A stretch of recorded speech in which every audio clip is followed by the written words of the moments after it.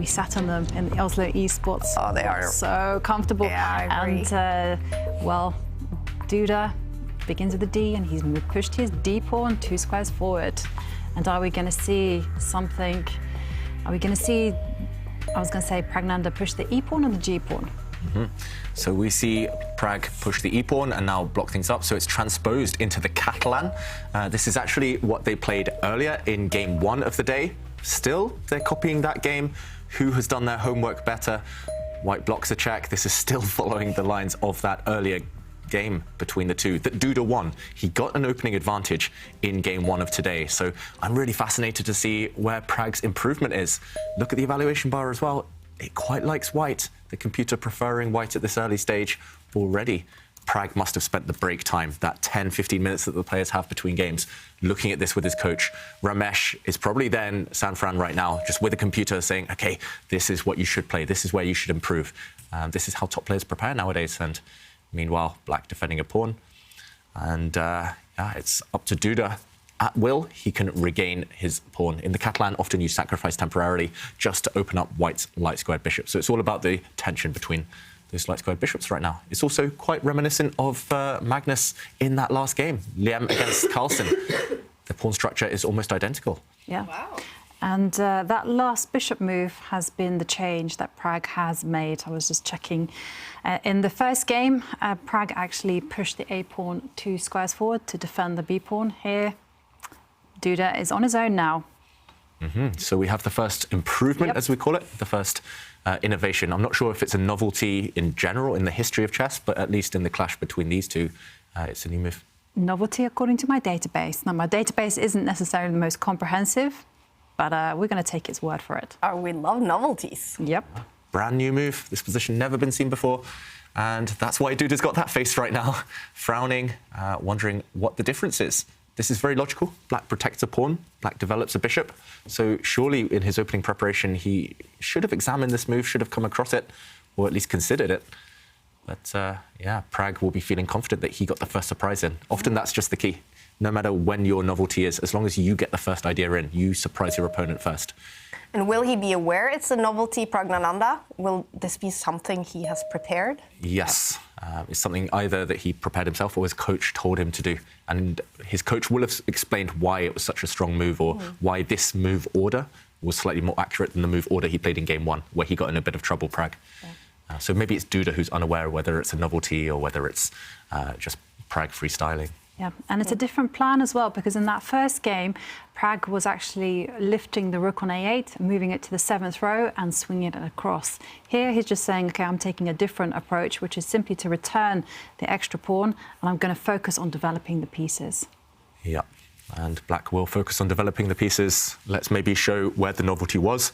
The brand new move doesn't look that special, but it looks very sensible at least, was to play this one. In that earlier game, Prag immediately pushed his pawn forward, and as Jovanka mentioned, after White's rook came across, Black's rook lifted up.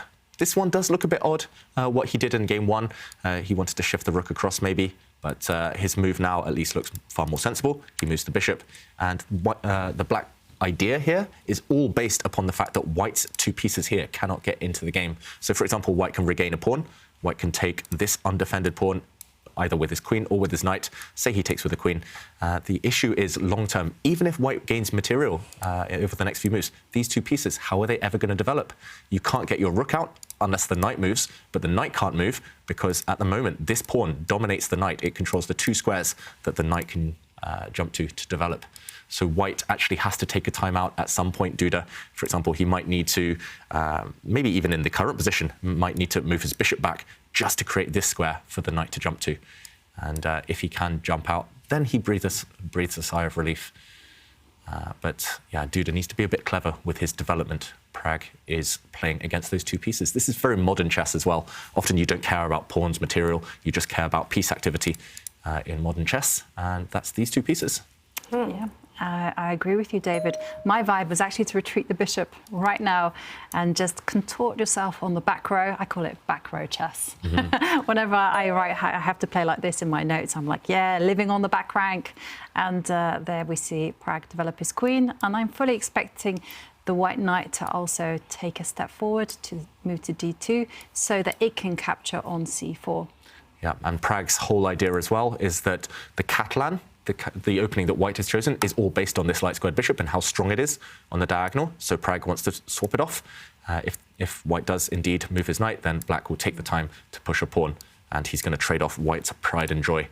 If this bishop disappears, then white's king actually becomes a bit open on the light squares later on. So I do like what Pragg is doing. I think he's prepared really well.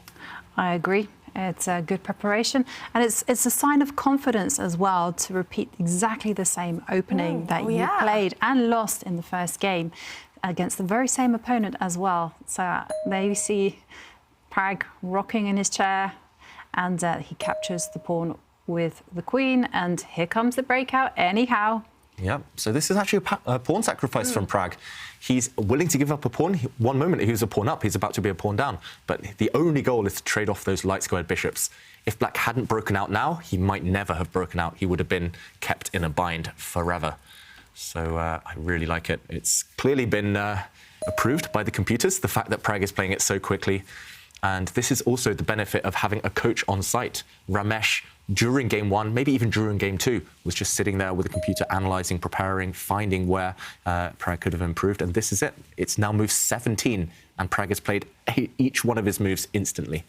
And he's given up a pawn, but now he's going to try and regain it. The black rook now is eyeing up that white queen.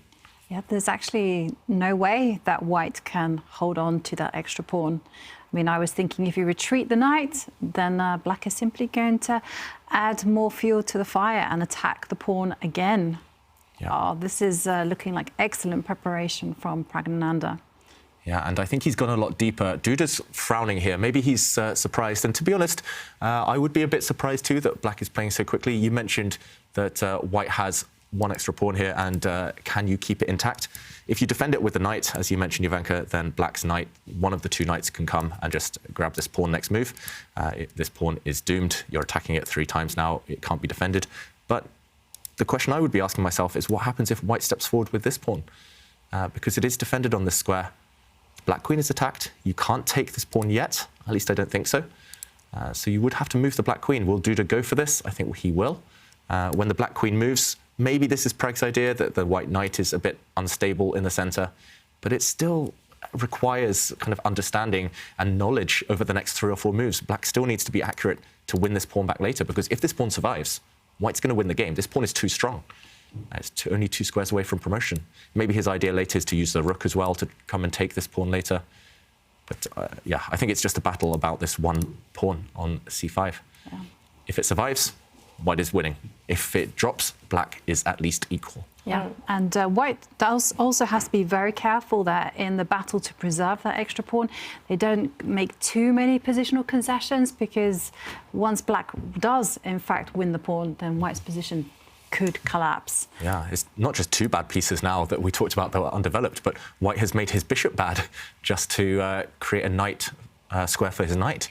White's bishop takes a long, long time to get into the game. It's just staring at a wall of pawns over here on this diagonal. It's not a great piece. So you're right, Jovanka. If white can't find anything direct, then he's got to be really careful about timing.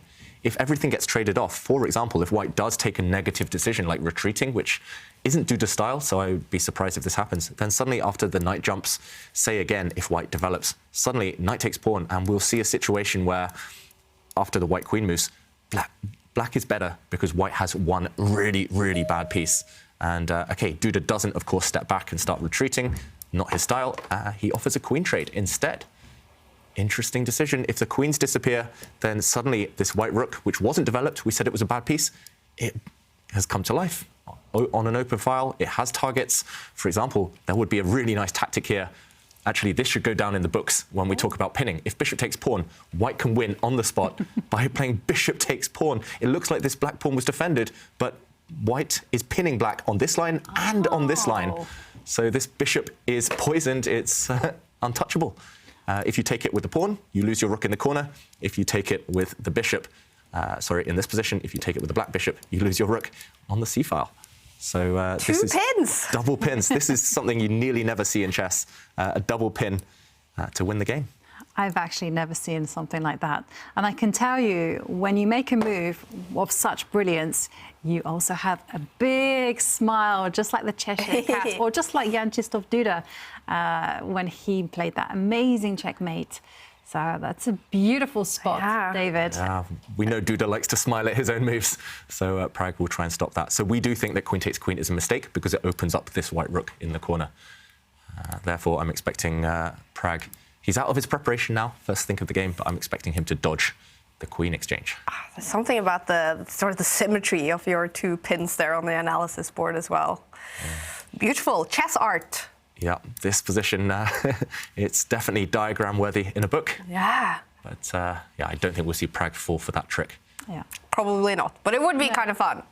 It would be kind of fun. We do have a lot of drama going on today. Day 5 in the tour finals. 2 players are in must-win situations. One of them is Anish Giri, sitting in San Francisco together with Pragg there. He has to win Game 3 here against Arjun Erigaisi to take it to a Game 4.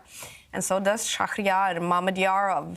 He is down by 2 points against Wesley So, who has had a fantastic day, winning both of the first 2 days. And we're going to hear what Wesley said after winning Game 2. Wesley, a 2-point match lead. Looking good. Yeah, as I said yesterday, I think whoever wins the first game has a huge advantage. You have like an 80% chance to win, I must say, because the players here are all very strong. They're very evenly matched, maybe except Magnus.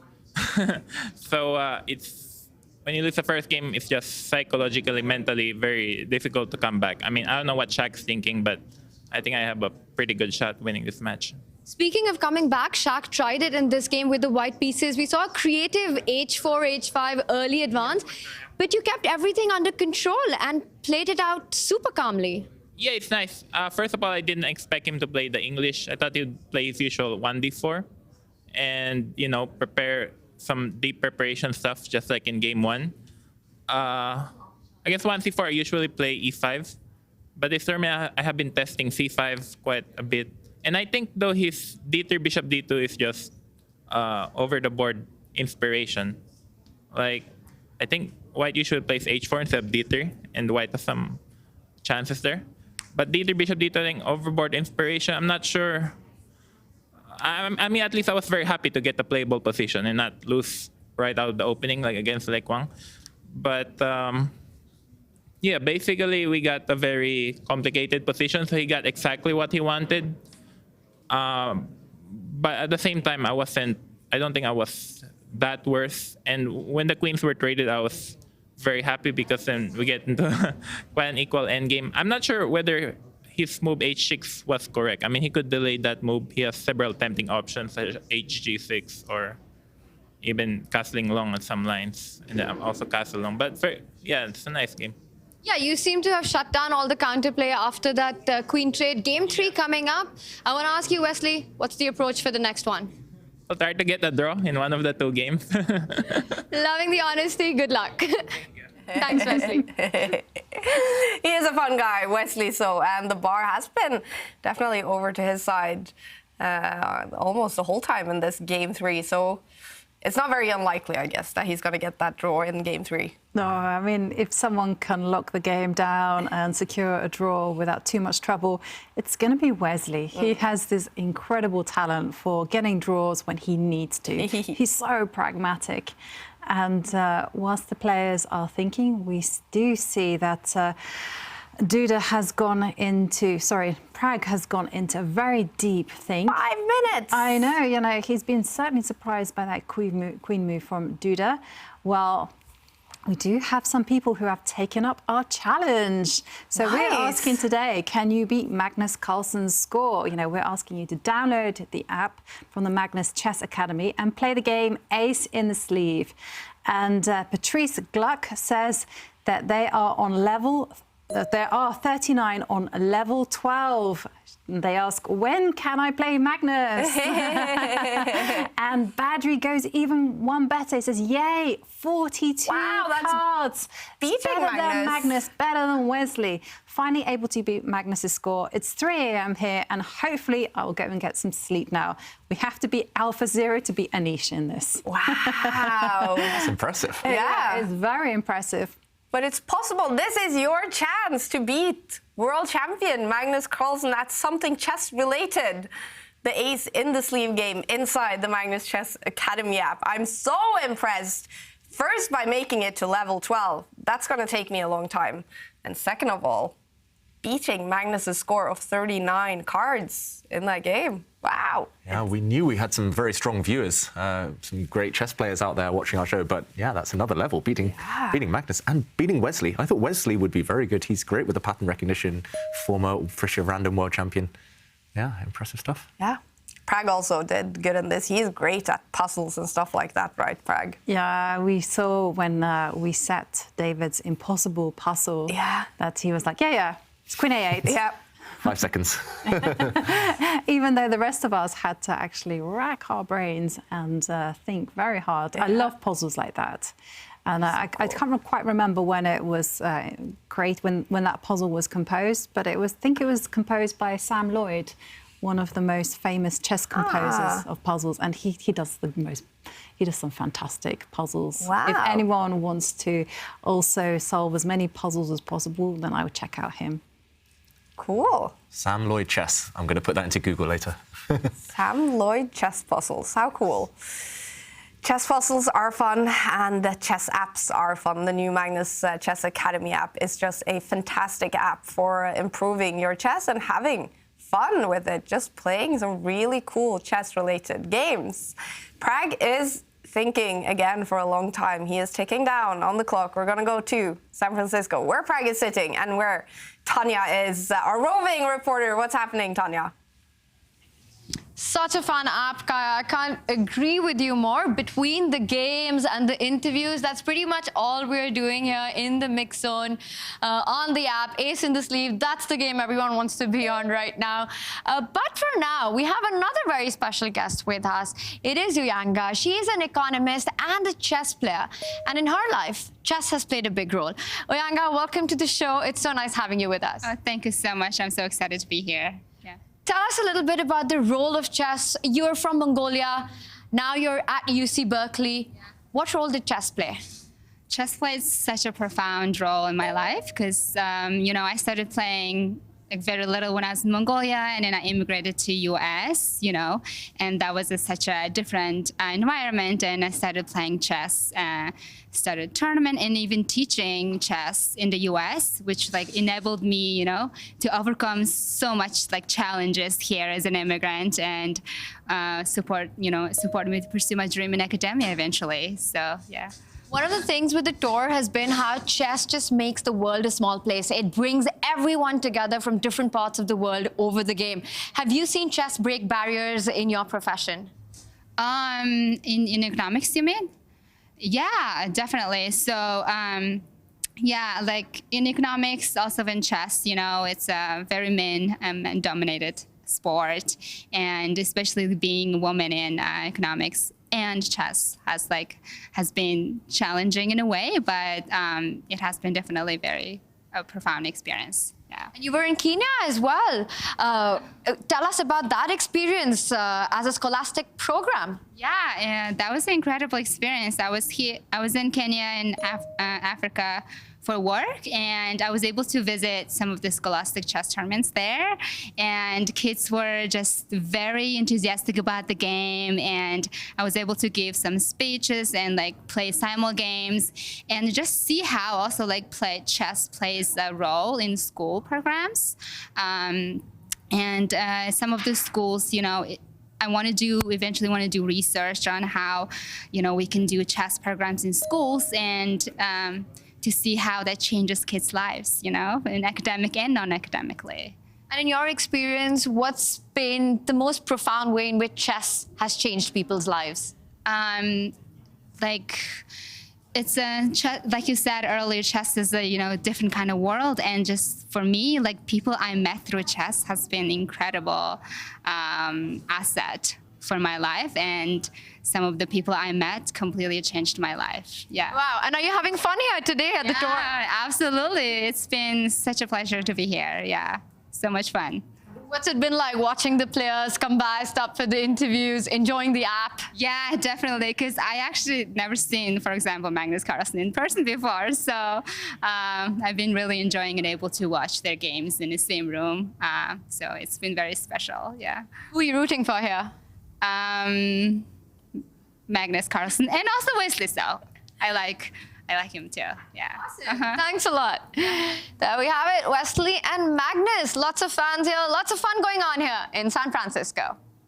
Oh, I bet you guys are lucky to be on site with these 4 players. We are following the game between Pragg and Duda. They are tied after 2 games.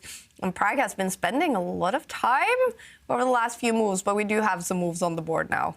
We do have some moves on the board, and Pragg has won his pawn back. Now he's just deciding how to recapture this intruder, this white knight on c5. And the mystery to me, and I think you mentioned as well, Jovanka, we were just discussing that, why is white better? Why is the evaluation bar on white's side? It looks like Pragg has a perfectly playable position.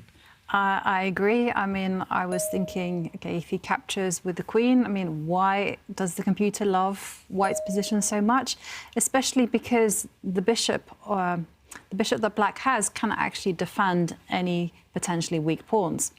So, big mystery. Yeah, big mystery. It looks like white's bishop, if anything, is just the worst piece on the board. So how can white hope to have an advantage? Pragg, I'm not sure about the queen exchange, I've got to be honest. I think he could have taken with the bishop as well, kept the queens on the board if he wanted to be more dynamic. But yeah, it looks like he should be fine here. Now, again, a question, does he recapture the white queen with the black rook, with the black bishop? There's arguments to be made for both. He takes with the bishop. This makes sense. You don't really want a rook trade because white still has a blocked-in rook in the corner. White's rook doesn't want... you don't really want to allow it to get into the game. But meanwhile, the evaluation bar continues to shift up for white. So big, big mystery here in the studio. Maybe we can jump in to show why here. I mean, what could be more natural? Take back the queen with the bishop. The computer says, nope, mistake. But is it to do, Jovanka, with the knight coming to this square, maybe? I think so. To attack this pawn? It has to be that move. Because after all, I mean, you can't step back with the bishop in order to defend it. So you have to instead... But that's, sorry, because of knight takes bishop. Yeah, and just to show, at the very end, after a bunch of exchanges, there would be a checkmate. And if black can't step back, as you say... Yep. And Duda playing the direct move, then if you can't step back with the bishop, that means you have to defend that pawn with the rook. And sometimes I just use maths to assess the position. I'm like, hey, a knight is traditionally worth 3, a rook is worth 5, 3 is less than 5, so therefore white is better, just on the basis of who can use their pieces in a better way. Yeah, so essentially white's knight will stay here attacking this pawn, and black's rook, which is the more important piece, is also stuck here defending this weakness, and those two pieces balance each other out. The rest of the army, though, it's still hard to imagine white being too much better just because of this bishop. I'm looking at this bishop, I'm saying, where's it coming out? Maybe long-term, the computer, its horizon, will see that white can step forward with a pawn. No matter what black does, white's bishop will come to this square. Again, let's say black makes a move. Finally, the bishop breaks free, you push a pawn forward.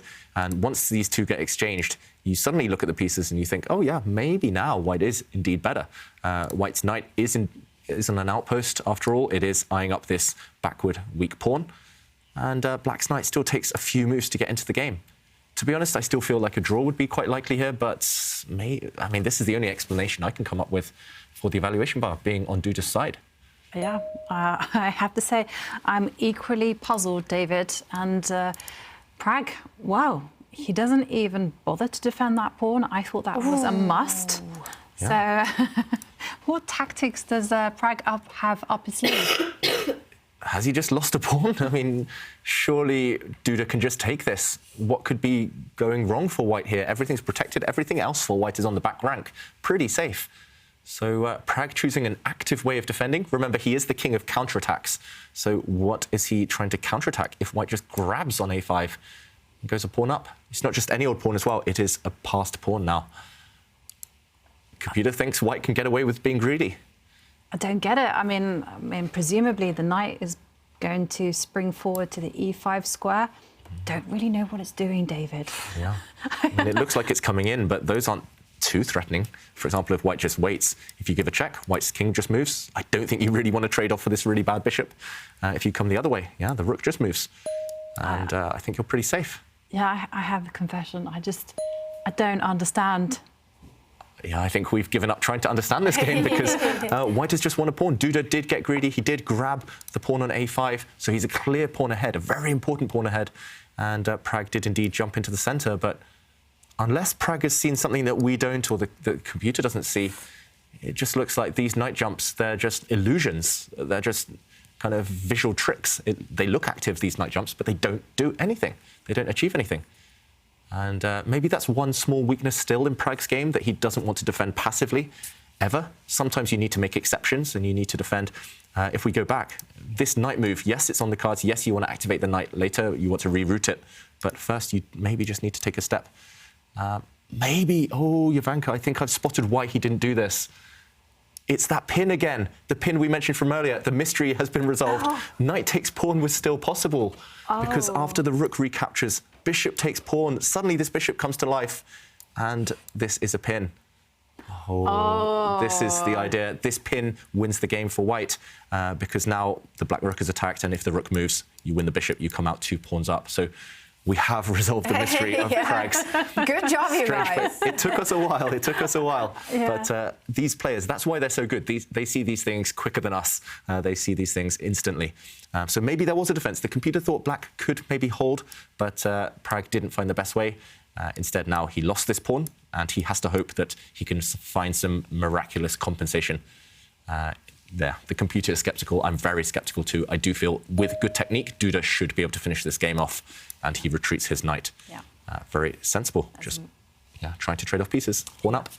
I must admit, when you showed that tactic, you know, the bishop takes the pawn, I felt like doing a Life of Brian moment. We are not worthy, David. It took me too long. I missed it the first time, though.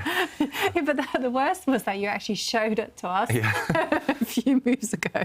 That's why everyone needs to download that app, because this tactic that we just saw here, I mean, we showed the same pattern earlier. Sorry, in this position, we showed the same pattern with this pin, and we forgot it the second time. So that's why we need to hammer home, practice these patterns with apps like that one. Yeah, Magnus Chess Academy, that is the app to practice stuff like this. And it's looking good for young Christoph Duda. This is game 3 against Pragg. If he wins it, he will take the lead. 2 matches, wow, have already finished. It's a match win for Wesley So, winning also game 3 against Mamadou to take all 3 points.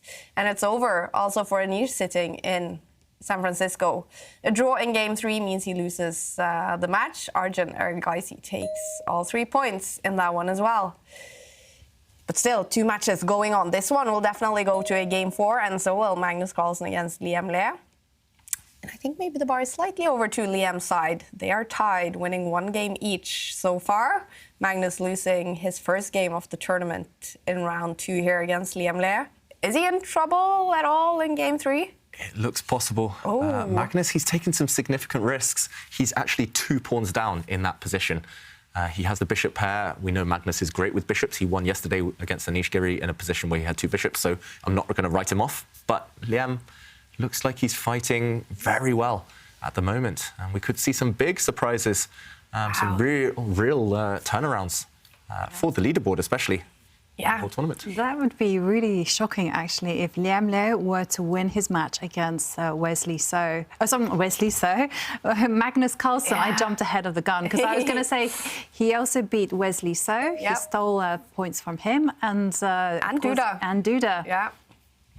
Incredible stuff, you guys. And if this happens, if Magnus now loses game 3, chances, as David says, for Liam Le in that game, and Duda wins this game against Pragg, the bar way over to his side. Wow, it's going to be an interesting game 4 today. And it's going to be a very interesting weekend with Duda and Magnus fighting to win the finals. And even Liam Le getting in there. Yeah, it's open. Even Wesley So, he's only going to be 3 points behind, and all of the top guys play each other in the final 2 days. Yeah. So even Wesley, imagine, he lost his first 2 matches of the tournament, and he's catching up now. He's in it now. Oh, a lot of fun, you guys. But we are following this game. Duda still with 5 minutes on the clock. Is this an easy win, or will it take some thinking? Takes some thinking, especially now, because Pragg is testing Duda to the limit. This last move, wow, look at Duda, not happy at all. Maybe he's calculating, maybe he's not upset, but he must have missed this last move. I must admit, I'd missed it. Here, we did see Black's knight and the white bishop disappear, so that exchange is actually beneficial for White. White has a very nice knight now against Black's bishop. If Black was too slow, if he played any other move on the board, for example, pushing a pawn, White would cement his knight on this outpost. Now the knight is here for eternity, and White's pawn would start marching forward. Meanwhile, though, Pragg did test Duda, and Duda, I think, has passed this test because the black bishop moved into the centre, giving itself up, but trying to dislodge this white knight, trying to win the white knight. But instead of getting tempted, instead of taking the black bishop, allowing the black rooks to get active, allowing the beautiful white knight to disappear, Duda just realised he could play it calm, he could play it safe, and this knight is attacked. Why not just defend it? Now the black bishop has to retreat, has to run away, and next move, I think Duda's plan is to cement the knight. This formation of pawns and knight now, they're going to win the game. If all the rooks disappear, you're winning the endgame. No matter what, you just keep this one up your sleeve. Any future endgame is winning for White because of this protected pass pawn. Yep. And you take control of the open line, take control of the D line, and White's king is primed and ready for the action. So fantastic position for Duda, and it was a nice shot by Pragg, but it wasn't good enough. Yeah, it was a nice try and trade off the bishop for knight, but now you are stuck in a sad situation of a good knight versus bad bishop, Black's bishop. Even if it parks itself on an outpost like this one, it doesn't do anything. It just hits thin air. White can play around this bishop on the light squares. Duda, I think, is big favourite now. Wow. Oh, it's getting dramatic and fun in the tour finals, you guys. This is round 5 out of 7. And Duda, he is putting pressure now on Magnus Carlsen, sitting in the same room as Praggnanandhaa. Magnus Carlsen now fighting in Game 3 against Liam. We will, of course, jump to that game when this one finishes, if it's still going on, of course. I was just laughing because we suddenly saw the webcam of Duda, and he just looked a little bit evil. There was like shadows all over his face. Okay, now he looks back to his usual self. And yeah, he's in full focus mode. He knows what needs to be done. And poor Pragg, it was such a good opening, but somehow or other, it didn't work out well for him. Yeah, and we did praise Pragg's opening choices. He was the one to launch the first surprise, the first novelty. But if he does fall to defeat, he'll have lost 2 games in the same opening. Oh, that's true. In the same variation of the Catalan. So, yeah, there's an argument for maybe mixing it up. Even if you go deeply and kind of, even if you prepare further than your opponent, if the type of position doesn't suit your style, you will still, you will still be suffering, as we see. And he's found a counterattack. Again, a move that wasn't on my radar, Jovanka. It wasn't on mine either. And, well, here comes the counterattack. Wow. These two guys are just surprising us on every turn. Tactical monsters. They're both so good. The problem for Pragg, though, is he's about to go 2 pawns down, and he will lose the game. He did test Duda again. We have to show what just happened because it was quite spectacular. I thought Duda had already calmed the waters. I thought he would just face a bishop retreat. Then Duda fixes these pawns. Remember, this formation is winning for White. But Pragg, no. He plays an interference tactic. He pushes his bishop in the middle, breaking the connection of the rook and knight. But the bishop wasn't captured. If pawn takes bishop, the white knight falls.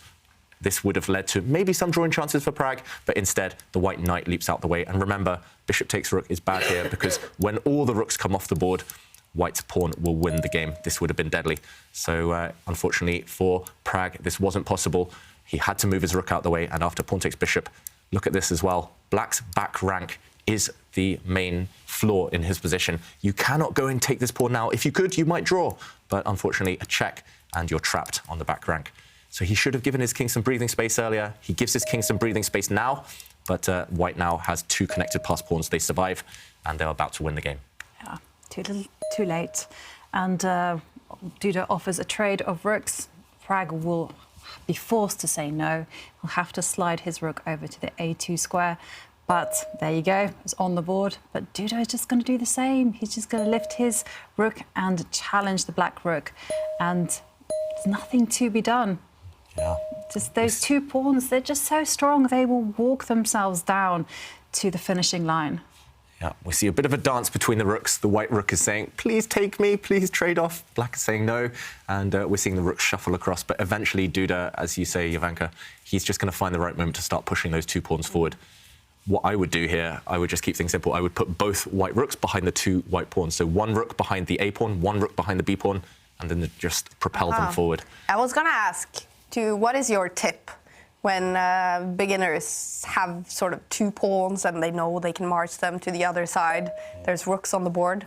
Is that the way to do it? That's the key. Rooks behind pass pawns, whether you have connected pass pawns or whether they're even separated, as long as your rooks are behind, then the opponent's rook will be a blockader and it will be passive. If you can imagine the rooks swapping places, so black's rooks were behind and white's rooks were in front, white's rooks would actually be in the way. They would be passive. But so if you're attacking, you want rooks behind pass pawns. If you're defending, you also want your rook behind the opponent's pass pawns.